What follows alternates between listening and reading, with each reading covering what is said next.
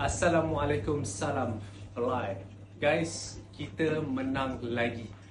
Semalam-malam Yari dapat receive award. Dan award kali ni kita dapat 3 title. Alhamdulillah. Proudly presented to Arif Hanafia, Rising Star Award, Most Valuable Trader dan Trading Mentor of the Year. Guys, tanpa usaha tiada kejayaan. So this time we did it, guys. Walaupun Yari tak beberapa nak aktif sangat dekat IG, tak ada nak balun habis-habis dekat public, tak ada nak push langsung untuk tahun 2024 ni, tetapi usaha orang tetap akan nampak. And kali ni jujur saya bagi tahu, I'm very happy. InsyaAllah 2025 yang akan datang ni kita akan pulun lagi banyak dan kita akan go heavy. Percaya cakap saya. So this award is for you guys, bukan untuk saya. And I want you guys to keep going, keep pushing. Saya tak kisah kalau korang berada dekat mana-mana situasi ataupun keadaan yang korang berada ni, tetapi korang kena usahakan untuk diri korang. So saya nak korang bangkit, saya nak korang usaha, push diri korang untuk cuba buat yang terbaik demi diri korang. Boleh? So nak ke tak nak, just keep going. So now kita akan masuk untuk live mapping session pula.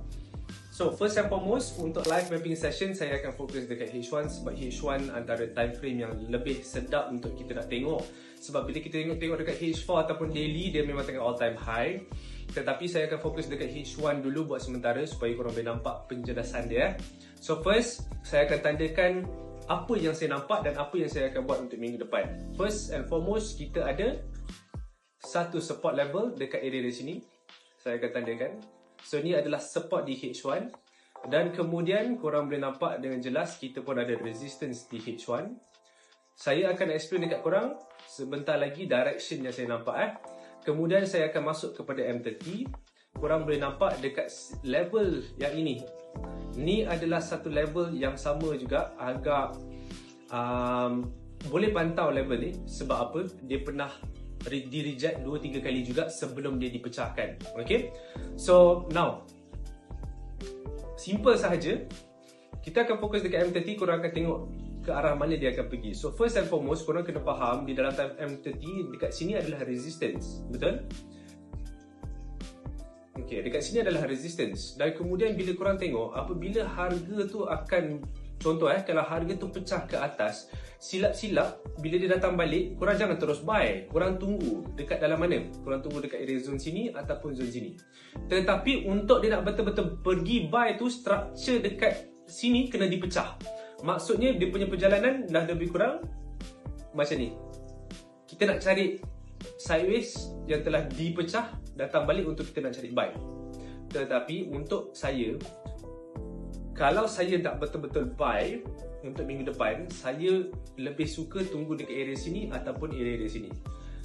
Sebab kadang-kadang bila dah all time high, silap-silap selepas dia dah buat pecahan breakout tu, dia dah buat breakout ni, dia boleh masuk deep lagi. Dia takkan respect sini, dia masuk deep lagi ataupun dia masuk lagi deep. Baru dia nak gerak. Okay, sebab gold tengah all time high. And ada tak possibility yang dia boleh nak junam? Boleh, tetapi overall sekarang ni gold is very bullish. All time high akan sentiasa ada dan kita hanya nak kena tengok dekat mana breakout yang berlaku dan bila kita boleh masuk buy tu. Kalau contoh sesuatu macam minggu lepas kan, harga dekat sini dah pecah tetapi ramai tengah sibuk nak cari lagi sell. Sedangkan dia dah pecah. Sedangkan yang ni pun adalah all time high. Level dekat sini ni all time high, dia dah pecah. So what I did on Thursday dengan Friday, saya memang bagi setup semua buy. Ada juga masuk sell hanya untuk scalping sahaja. Okay, but overall dia buy 2 round, 3 round, memang semua buy. Sebab apa? Overall dia dah memang telah dipecah. Okay, so now I want you guys to understand, ada juga possibility yang dia boleh junam. Okay, tetapi I would prefer untuk dia pecahkan 2 level ni dulu. Maksudnya saya nak tengok kita ada satu candle yang tutup dekat bawah ni.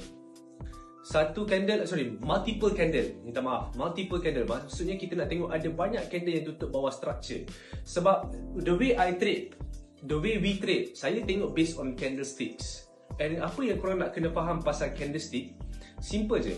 Candlestick ni dia akan bagi tahu korang jawapan yang korang perlukan. Contoh seperti candle pecah, candle pecah lagi. Kenapa dia sibuk pecah kat bawah kalau dia nak fly? Tu something yang korang nak kena tahu. Okay, kalau contoh dia pecah level ni, okay, takkan korang nak sibuk cari buy lagi? Kemungkinan boleh, tetapi overall kalau dia dah pecah satu level, kemungkinan dia boleh turun lagi. Faham tak? So kita nak kena tahu juga apa trend yang dia tengah nak buat waktu tu pada time frame yang tu, supaya kita boleh elak daripada wrong direction. So walaupun kita nampak buy, contoh walaupun kita nampak buy, walaupun kita nampak yang direction ni boleh pergi buy, tak semestinya kita boleh terus buy dekat dalam zone sini ataupun zone sini. Silap-silap dia boleh break up pull back untuk junam je, break up pull back untuk dia junam je. So itu sesuatu benda yang kita nak cuba elakkan. Okay, but contoh kalau harga pun sampai dekat area sini, dekat area M30 resistance breakout turn to support, insyaAllah tunggu cukup confirmation, kita akan tengok dan lihat apa dia akan buat. Okay, now last but not least, kita akan masuk kepada daily. Daily dekat sini kita dah boleh nampak dia ada satu pattern yang saya memang suka, iaitu pattern fresh breakout untuk nak buy. Ini antara satu teknik-teknik yang saya gunakan dan saya tahu korang pun sendiri guna teknik fresh breakout ni. Okay, very simple, you just need to make sure korang tandakan fresh breakout korang dengan betul, kemudian korang masuk dengan time frame yang sesuai. So dalam zone ni ada peluang untuk kita nak buy, tetapi dekat mana? So nanti semua benda-benda tu pasal fresh breakout ni semua saya rasa saya dah cukup dah nak bagi ilmu. Saya rasa saya dah cukup kongsikan dah dekat Free Education, korang boleh belajar dekat situ. Tapi saya tak akan masuk pasal benda ni, saya tak akan ringkaskan, saya cuma akan bagi tahu korang dekat sini pun ada satu zone buy yang saya nampak. Okay, dan kalau contoh betul-betul dia pecah 3 zone kita dekat atas ni, insyaAllah ni adalah satu zone buy dekat bawah kita ni. Okay, dan saya lebih suka dekat dalam zone buy ni sebab pattern dia lebih kurang macam ni. Kalau korang tengok betul saya lagi suka sebab dia punya pattern ni lebih kurang continuation pattern. Saya lebih suka kalau betul-betul nak solid buy, kita full margin dekat dalam ni ya.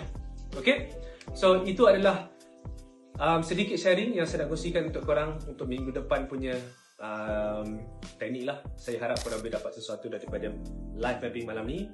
Dan once again, thank you so much guys. We did it again. Assalamualaikum.